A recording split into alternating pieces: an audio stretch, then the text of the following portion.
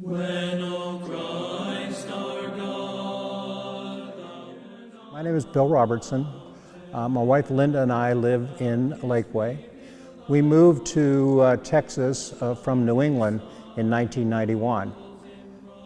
And in 1991, Transfiguration Church had in fact already started. It was about 5 years old in 1991. But 1991 was a key year because we purchased 4.2 acres. This acreage that we are now, where our church is built, that was the start. So in 1991, there was only oak trees on top of the hill here. And our first liturgy services were in fact out and under the oak trees that surround our sanctuary and between the sanctuary and the hall. By 1993, we built the hall. So the hall that we are looking now to replace was built in 1993. And it has certainly served us very, very well. But in those early years, we had less than 100 parishioners in the parish. So the church has grown over the years. By 2003, this sanctuary was built, the beautiful sanctuary we're in now. But it didn't all happen at one time. We had a vision to build a sanctuary, and the stewards within the church worked hard to make that happen. But when our sanctuary was originally built here, we didn't have any pews here, didn't have the iconography. We built the shell for our beautiful sanctuary. And then over the next years after that, we were able to put our pews in. We were able to had several different iconography projects. Presbytera Stella, Nicolette, and I couldn't be happier being a part of this family. And that's how I like to think about Transfiguration.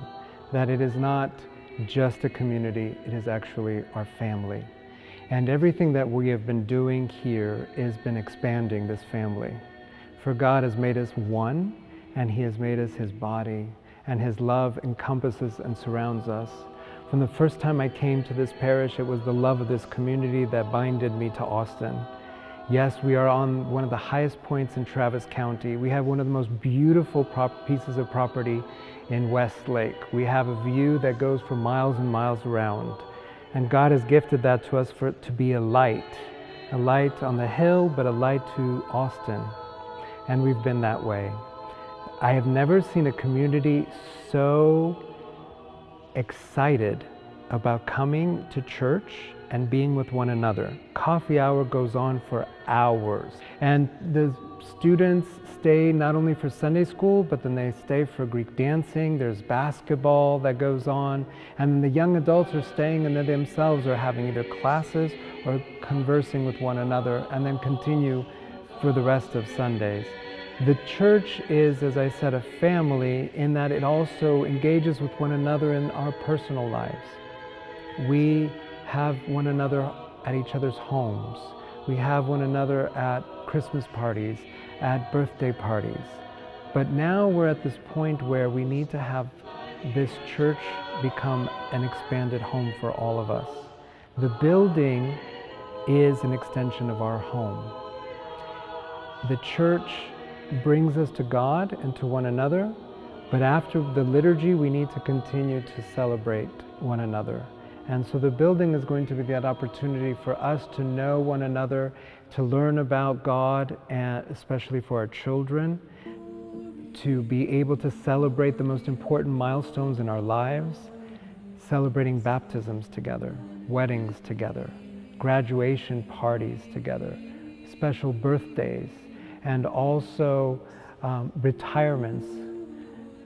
This building is going to be the home of homes for all of us, and will be the source of so many memories for us and for generations to come.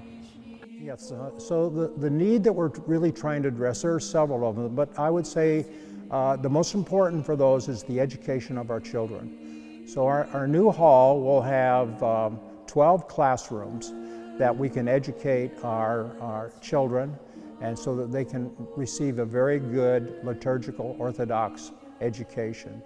In addition, we'll have a kitchen and a hall that we can have celebrations. Currently, the hall that we have here is a hall that's too small.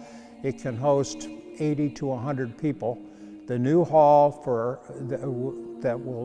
we will have will be able to host up to 200 people or more in that hall. We'll have a full-size commercial kitchen. So we're addressing the educational needs of our children, and we're addressing parish celebrations and events like weddings and baptisms and so on. The other challenge that we have here is adequate parking. So when we build the new hall, it will take up a smaller footprint than the hall that we have here now, because it will have multiple stories. So when we take the hall down next door now, our older hall, we'll be able to have incremental parking beyond the amount of parking that we have right now. And that certainly is a key need for the parish. You know, I'm grateful to Duke Garwood for offering the sketches at the beginning out of the goodness of his heart. Because his son and his family go here, he wanted to offer something to us. And so it's not only an effort from our own community, but people from outside of the faith actually have come in to try to help us. And that is also very encouraging. The building, we hope to be something that will not only help us be a family, but to embrace the entire community and to be for the wellness and the good of the entire community at large. I'm grateful for not only this community and its energy and love for God and for one another to make it a home, but for the talent that God has brought to us. God continues to provide everything that we need with people that are so beautifully talented. Father George Bithos, with a PhD, has been a stalwart and a foundation for me. Father David Eckley and Presbytera Vasiliki with her seminars. We have Deacon Sal, who is in charge of the diaconate program at Holy Cross, decide to come here to our parish with Diaconessa Angela and her children. We're so blessed. In the college ministry, Ron Clark becomes Orthodox here and hears the calling to go to seminary. We've had a seminarian or a college student at Holy Cross for the 12 years that I've been here. There's been that, it's tremendous. Father Vasilios, George Giannakopoulos, John Stefos, and myself have been on the building committee. Father, our priest and tireless leader, George Giannakopoulos, the parish council president, John Stefos, who's a brilliant person, strong Orthodox Christian with a strong financial background, and Bill Robertson, who represents history and maybe some pretty good organizational skills when called upon. The four of us have worked to try to continue to bring forward the parish expansion program. We started by making sure that we understood what the needs of our parishioners were. It's important when you embark on something like this that it's built around a strong foundation of what those needs are. So we met with parishioners, we had town hall meetings, just collected as many different inputs as we possibly could about what the needs of the parish are. And again, many of those needs can be kind of broken down into educational needs for our children within the parish. The number of children that we have within the parish has grown exponentially, far beyond what the current hall can accommodate. Our needs for, through weddings and baptisms and other liturgical events, we need a bigger hall than we're in right now. So using all of that information, we began to work with architects to design different arrangements for hall.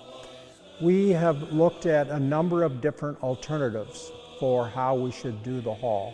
And when I say looking at different alternatives, we looked at the alternatives. Should we take the current hall that we have and just try to put a second story on that and a back end on it, and would that satisfy the need? And then we've looked at other hall arrangements. And so this hall that we are building now, it's a 2-story hall, and we feel that this hall, and as a result of the meetings that we've had with our parishioners, so this will meet the long-term needs. And when I say long-term needs, what I mean is that the history of this church, the hall will satisfy the long-term needs of the facility that we have here on top of the hill. And that's very important from my point of view. I want to make sure that one of the legacies that we leave is a hall for the next generations. I would like to add that I would encourage all parishioners to become involved in our new hall. It isn't a question of how much you donate towards the hall. You should thank yourself for just getting involved and doing the right thing. We as a parish we need everyone's participation. It's important that as all parishioners participate. You will thank yourself in future years by participating in the continued development and growth of this church through our new hall.